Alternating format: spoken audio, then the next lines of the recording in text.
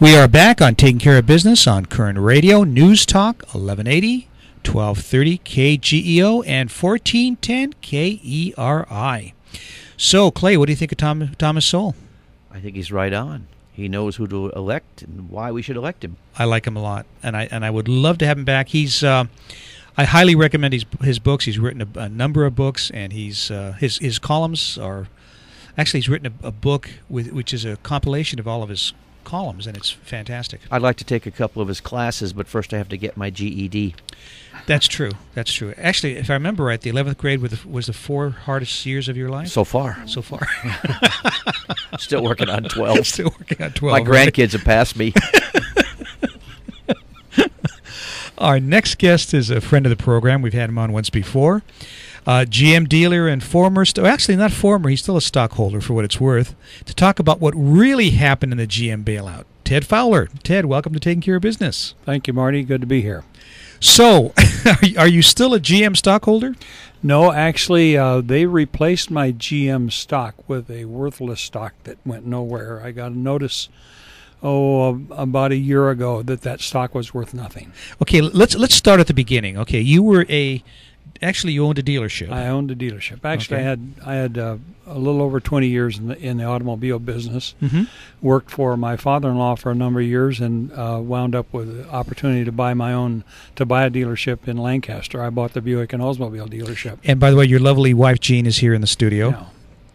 So you had the dealership in the Antelope Valley. Yes, and therefore I've invested quite a bit of my retirement money in General Motors. Luckily, I invested some into Ford, too. We'll talk about the Ford stock in a minute. So you had a lot of GM stock when all of a sudden the roof caved. Yeah, basically half my retirement was in General Motors stock. Yeah. Okay. And the stock was worth what?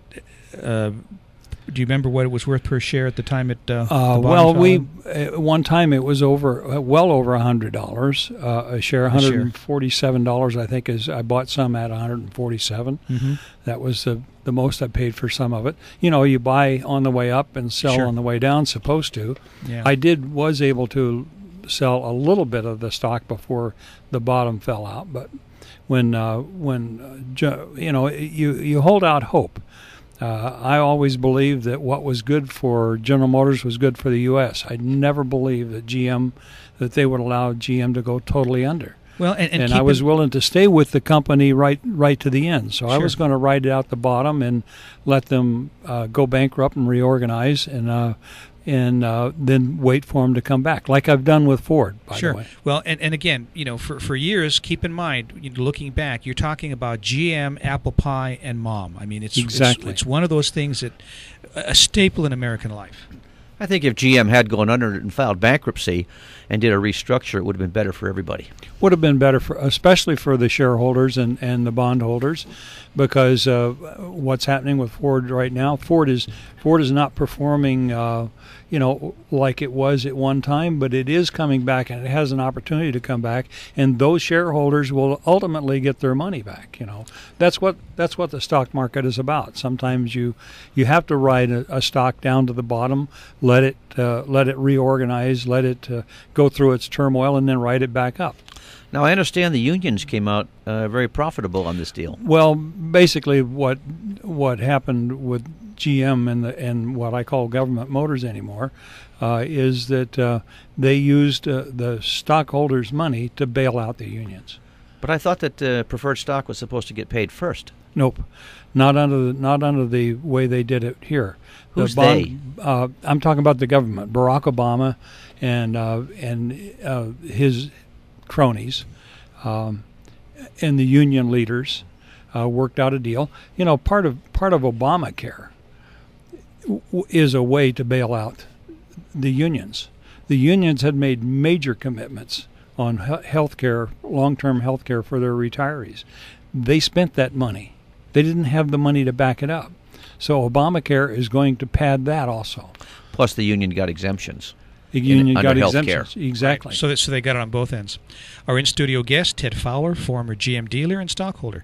Ted, every time I hear about what a great success the bailout was for President Obama, I can feel the hair on the back of my head just raise, because there were a lot of people that got the shaft on this deal. So let's go back to what happened to you. So you've got all this stock. All of a sudden, the bottom falls out. You're holding on to this as the stock's going down the tubes. At what point did you all of a sudden realize that you're getting the shaft from the government? I didn't know it until it was done, till it was a done deal. If everybody remembers, it happened so fast. They were calling business owners and bank executives in and saying, we don't care whether you want our help or not. You're going to take our help. And they just dictated what they were going to do. And, they did not let the free enterprise system work the way it's supposed to work. So they put you into forced retirement, but then took away your money. Yes. Yeah. Sounds like a great project. Yeah. Took away half my retirement. So at one time the stock was worth $147 a share. What was it when it bottomed out? Was it a penny stock at that time? Yeah, I think it was 29 cents when they converted it back to converted it into a holding company, and then the holding company stock went to zero. And you had no recourse to pick up the difference between the 29 cents and the $147 a share. There was a small window, but it still looked like that there was an opportunity for it to come back if they had let them go bankrupt. And reorganize, it could have come back. Matter of fact, I bought Ford. I bought some Ford stock for way under $1 when it was down that low, because I saw it was an opportunity to even do better on Ford, and ultimately that's going to say I'm going to make a lot of money on that stock. Well, but again, Ford is the free market system. It's a good example of the free market system. Exactly. What happened was the government basically changed the laws in order to do what they did with General Motors. There's no precedence for this. They didn't change the law, Marty. The law is still the law. Well, they just circumvented it. They circumvented it and broke it by for executive order, GM. just like they've done a lot of things. They just do it by executive order. Who does it by executive order? Barack Obama. So you're not going to vote for him, I guess. No, I don't think there's much chance. Okay. How about other GM dealers that are still in business? You think they're in favor of what Obama did? Well, look what they've done to many of the GM dealers that were in business at the time this occurred. They told GM dealers, good, successful businesses that had been in business for 30, 40 years, had no debt on their books. They came along and said, you're no longer going to be a dealer. And the dealers would say, why? I'm a good dealer. I'm a profitable dealer. I don't owe GM anything. They said, well, we think there's too many GM dealers. Well, what the heck difference does it make to GM how many dealers there are? The dealers are an outlet for their product. The more dealers there are, the more product they're going to sell. Historically, I would have said that let the market take care of itself and the better dealers will survive. But then I realized that the dealers didn't really build their business. No. Yeah. Very good. I love that line. That I didn't build my business. Right. Well, Jeannie and I have been in business our entire life. We've, from if not the automobile business, we were in the feed business, and you've been entrepreneurs ever since I've known you. And I've always told people, the businesses that I've built in my life, I've built in spite of the government, not because of it. Mm-hmm. Yeah, definitely. And I think that's an overriding theme for entrepreneurs, is that the government is not there to help. Which Ronald Reagan comment he made. The words you don't want to hear is, I'm from the government and I'm here to help. I'm here to help. Yeah, definitely.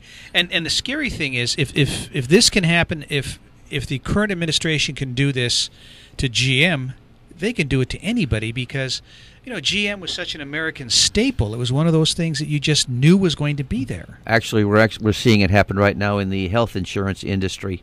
Well, where the government's putting rules and regulations in place and going to cause insurance companies to go out of business, because they're going to pick and choose who's going to be able to participate in their new exchange programs. Yes, they are, and also look at what's going on with Lockheed right now. So, when we come back from the break, let's talk a little bit about that. So we'll be back in a moment on Taking Care of Business on Koerner Radio, News Talk 1180.